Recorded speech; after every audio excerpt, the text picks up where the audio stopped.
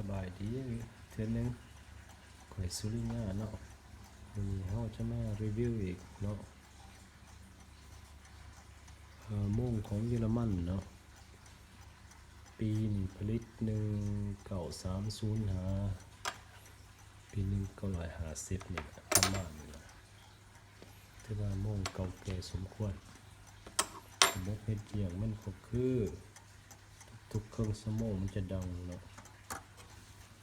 ดัง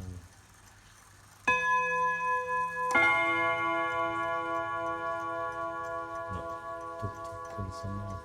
กับ1ชั่วโมงทุกๆ1ชั่วโมงสมมติว่า6โมงเนาะ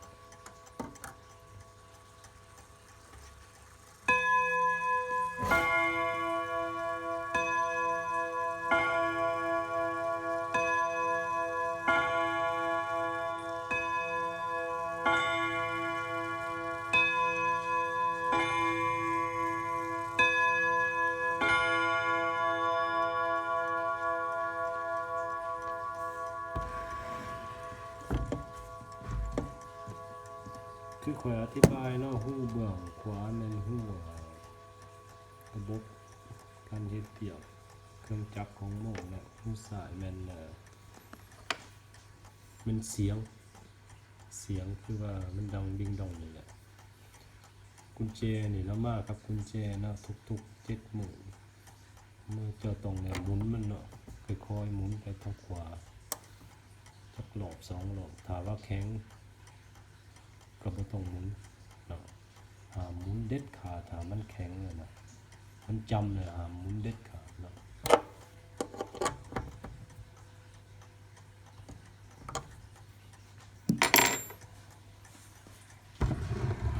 มาเบิ่งเบื้องหลังมันเนาะ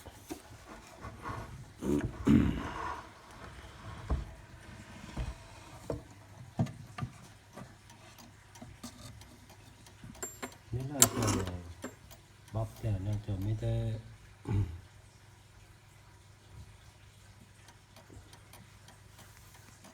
ปรับให้มันแรงเนาะ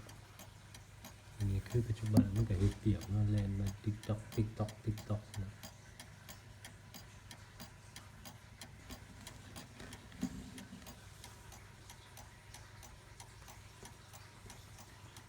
สมมติว่าเครื่องสมองแล้วมันจะดัง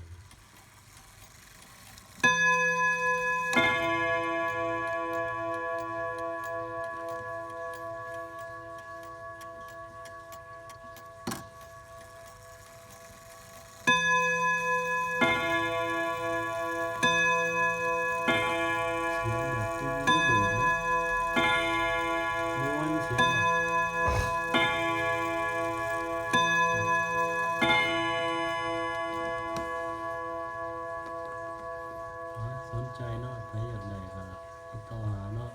ขอขอบใจ